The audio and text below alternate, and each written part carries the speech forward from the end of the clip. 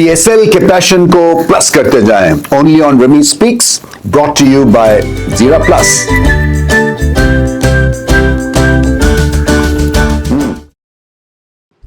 लाहौर और कराची का जो मुकाबला होता है ये हमेशा से कांटेदार मुकाबला होता है क्योंकि एडिटोरियली सबकी नजरें लगी होती हैं क्योंकि बहुत पुराने हरीफ हैं।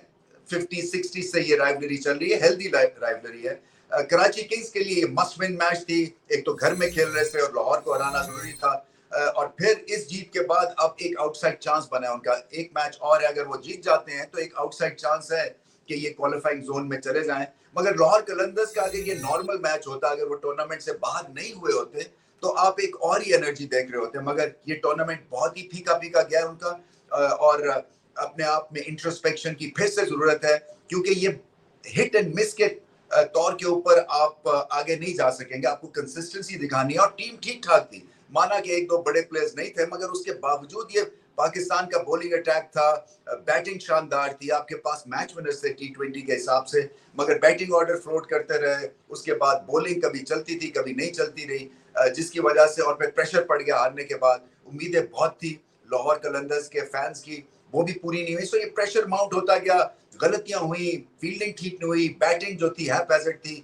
फखर जमान चले नहीं, फखर जमान नहीं चले तो बैटिंग आधी रह जाती है। सो बहुत जगह के ऊपर बहुत ज्यादा चीजें दोबारा से देखने की अब जरूरत है फॉर नेक्स्ट सीजन। मगर ये सीजन में अभी भी जमे हुए हैं कराची किंग्स। बहुत ही अच्छी जीत है उनकी, प्रेशर वाली जीत से जब आप जीतते हैं तो फिर अगला मैच में ये मोमेंटम आप कैरी करते हैं और मैं उम्मीद करता हूं कि अगले मैच में हम कराची किंग्स को दोबारा ऐसे हौसले वाला मैच खेलते हुए देखेंगे।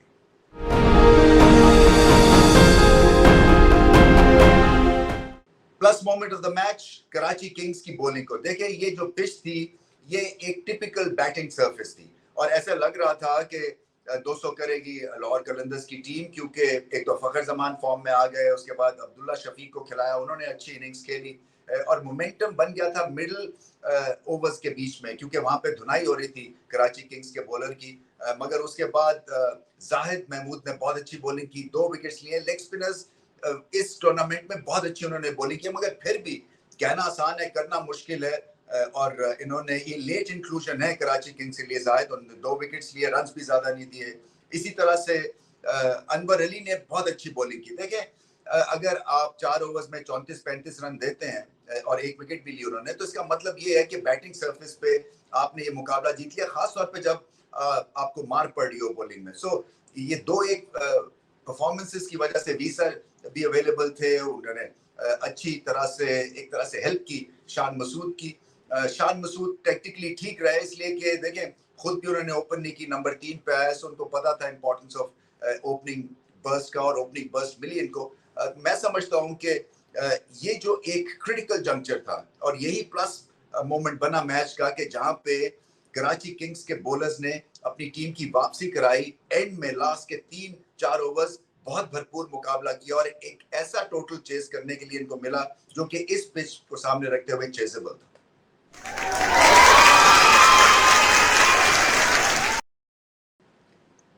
स्ट्रॉन्ग ब्लेंड ऑफ लिप्टन क्योंकि चाय चाहिए और स्ट्रॉन्ग चाहिए।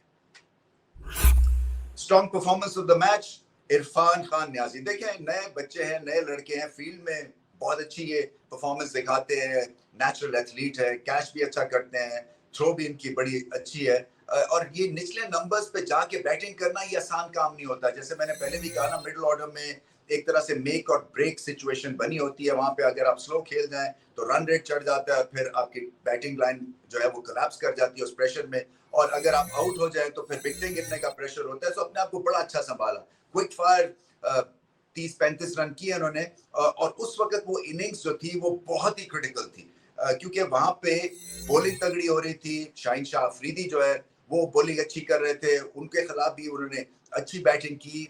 बल्कि वो जो फेस था वो इन्हीं की वजह से जो है वो वहां पे मैच बना और फिर आखिर में जाके तो शुएब मलिक और उन्होंने मैच जिता दिया। बट उसका जो प्लेटफॉर्म सजाया वो इरफान न्याजी ने सजाया। मैं समझता हूँ कि इनमें हौसला भी है, अकल से भी खेलते हैं और इनके पास बड़ी शॉट्स भी हैं और आगे चल के मैं समझता हूँ कि इस लीग के ये नुमाया प्लेयर बन सकते हैं।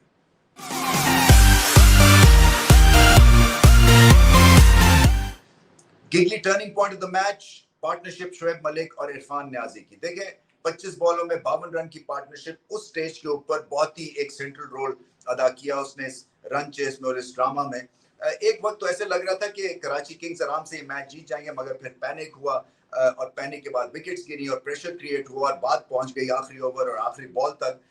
शोएब मलिक ने बेहतरीन फिनिशर के तौर पे अपना रोल निभाया, एक्सपीरियंस था उनके पास, विल भी थी, डिटर्मिनेड भी बहुत दिखे और अगर ऐसे ही वो खेलते रहेंगे तो फिर मुझे ऐसा लगता है अगले मैच में भी कराची किंग्स के चांसेस बहुत बेहतर हो जाएंगे, क्योंकि वो भी मेक और ब्रेक मैच है कराची किंग्स के लिए।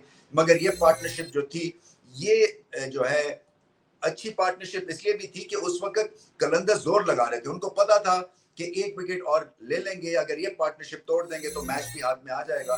मगर ऐसा हुआ नहीं और इरफान नियाजी ने बहुत अच्छी बैटिंग की, अकल के साथ बैटिंग की, बड़ी शॉट्स लगाई, मौके के सामने रखते हुए बड़ी शॉट्स वो खेल गए, जिसकी वजह से ये मुकाबला जो है ये आसान किया अपनी टीम के लिए। सो आगे चल के अब देखना यही है कि कराची किंग्स के आखिरी मैच जीत सकते हैं और जीतने के लिए क्या, ये तो शोएब मलिक ने प्रेजेंटेशन में ही कह दिया था कि मैंने अपना हिस्सा अदा कर दिया। पोलार्ड ने वादा किया हुआ है कि वो एक मैच जिताएंगे, तो देखते हैं कि पोलार्ड के अपना वादा निभा सकेंगे या नहीं।